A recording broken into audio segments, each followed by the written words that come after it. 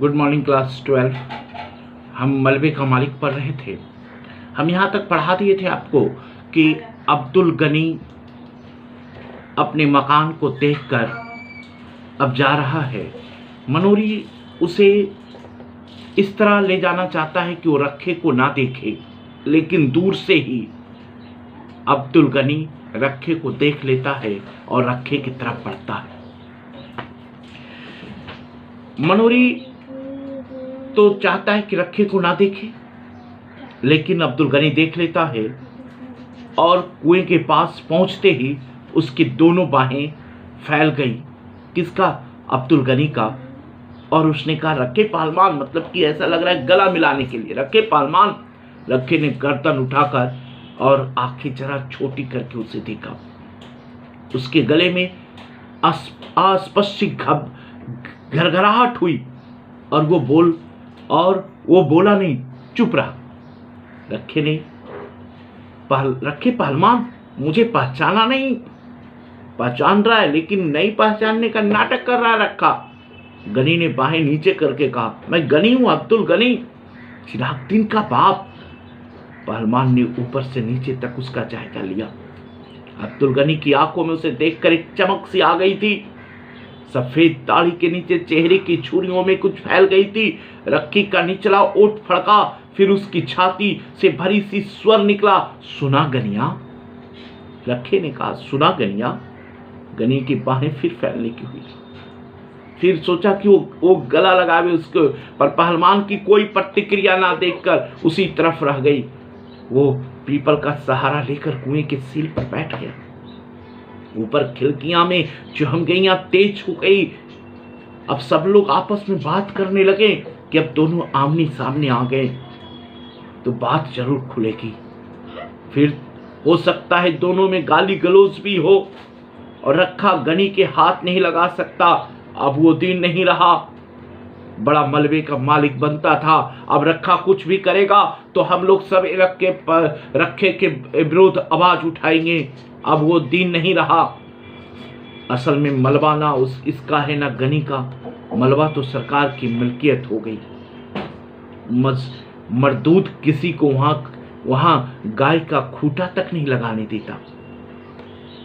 मनोरी के बीवी बच्चों को मारा। रखा आदमी नहीं, साड़ है। दिन भर साड़ की तरह गली में घूमता है। गनी बेचारा कितना दुबला हो गया।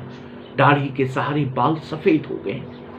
गनी ने कुएं के सिर पर बैठकर कहा, देख रखे पहलवान, क्या से क्या हो गया। भरा पूरा घर छोड़कर गया था, आज यहाँ ये मिट्टी देखने आया हूं। बस घर की आज यहाँ निशानी रह गई थी। तू सच पूछे तो मेरा ये मिट्टी छोड़कर जाने का भी मन नहीं करता। और उसकी आंखें फिर छलछला आई। पहलवान ने अपनी टांगे समेट ली। अंगोछा कुएं के मुड़े से उठकर कंधे पर डाल लिया। लच्छे ने चीलम उसकी तरफ बढ़ा दी। वो कस खींचने लगा। तू बता रखे, ये सब हुआ किस तरह? कौन पूछता है? अब्दुल गनी पूछता है। बता रखे, कैसे हुआ, किस तरह हुआ? गनी किसी तरह अपने आंसू रोक कर बोला, तुम लोग उसके पास थे। सब में भाई भाई सी मोहब्बत थी। अगर वो चाहता तो तुम में से किसी के घर नहीं छिप सकता था। उसमें इतनी तो समझदारी नहीं थी।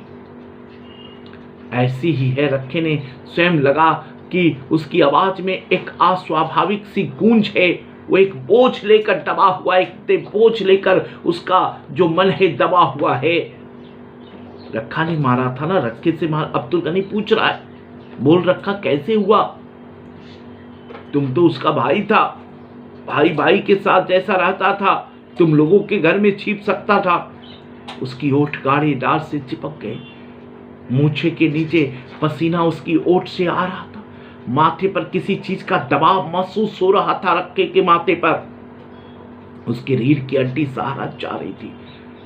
वो बात बदल दिया। पाकिस्तान में तुम लोगों का क्या हाल है? उसने पूछा। उसके गले में नसों की एक तनाव आ गया था। उसके अंगोछे के बगलों का पसीना पोंछा और गले में झाग मुंह से खींचकर गली में थूक दिया। क्या हाल बताऊं रखे? गनी दोनों हाथ से छड़ी पर बोझ डालकर झुकता हुआ बोला, मेरे हाल तो मेरा खुदा ही जानता है। चिराग वहां साथ होता तो और बात थी। मैंने उसे कितना समझाया था कि मेरे साथ चल, छोड़ हिंदुस्तान, चल मेरे साथ, पर वो जीत पर अड़ा रहा। नया मकान छोड़कर नहीं जाऊंगा, नया मकान छोड़कर नहीं जाऊंगा। ये अपनी गली है, यहाँ कोई खतरा नहीं है। बार बार यही कहता, ये तो अपना गली है, यहाँ क्या खतरा होगा अब्बा, नया मकान छोड़ के कहाँ जाएंगे। भोले कबूतर ने ये नहीं सोचा गली में खतरा ना हो तो बाहर से तो खतरा आ सकता है। मकान की रखवाली के लिए चारों ने अपनी जान दे दी रे। रखे, उसे तेरे ऊपर बहुत भरोसा था, तेरे ऊपर बहुत भरोसा कहता था रखा तो है मेरा दोस्त, कौन बिगाड़ेगा, कौन कुछ करेगा। कहता था रखे के रहते मेरा कोई कुछ नहीं बिगाड़ सकता अब्बा। मगर जब जान बनाई तो रखे के रोके भी ना रुके। कौन बोला? अब्दुल गनी। रखे ने सीधा होने की चेष्टा, क्योंकि इसकी रीढ़ की हड्डी बहुत दर्द कर रहा था। अपनी कमर और जांघों की जूड़े पर उसे सख्त दबाव महसूस हो रहा था। पेट की अतड़ियों के पास जैसे कोई चीज उसकी सांस को रोक ली थी। उसने सारा जिस्म पसीने से भीग गया था।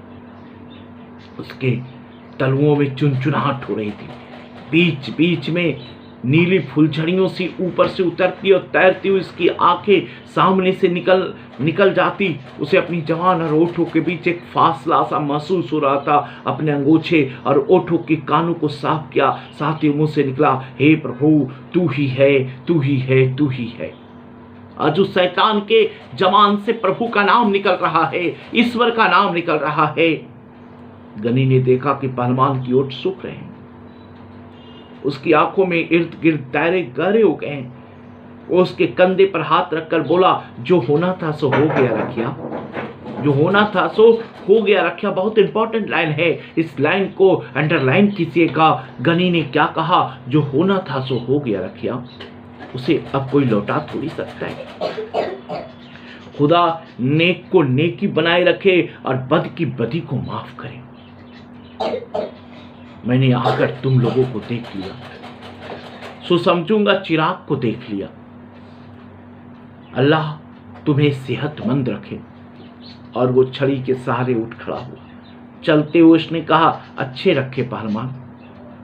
रखे ने गले की मत्तिम से आवाज निकली। अंगूछा फेर लिए हुए उसके दोनों हाथ जुड़ गए। गनी हसरत भरी नजर के आसपास देखता हुआ धीरे धीरे गली से क्या हो गया, बाहर चला गया। ऊपर खिड़कियों में थोड़ी चहमगइयां चलती रही कि मनोरी गली के बाहर निकलकर जरूर गनी के सब कुछ बता दिया होगा। गनी के सामने रखे के तालू कैसे खुश्क हो गया। रखा अब किस मुंह से लोगों को मलबे पर गाय बांधने से रोकेगा।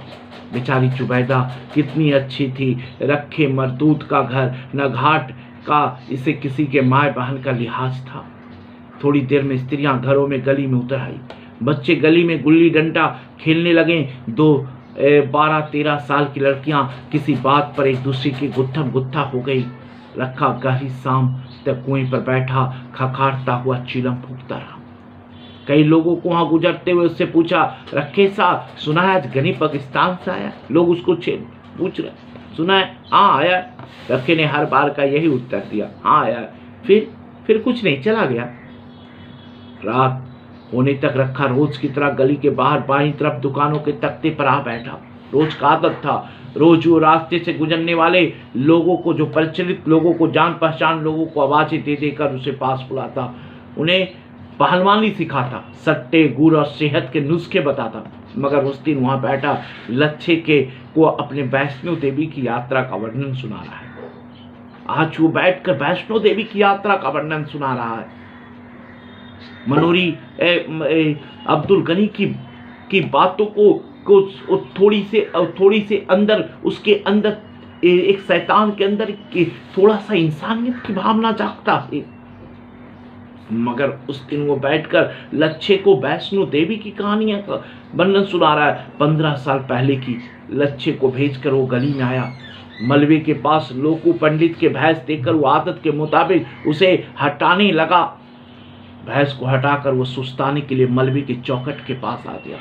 गली के समय गली उस समय सुनसान थी। कमेटी के बत्ती ना होने से वहाँ शाम में अंधेरा हो जाता।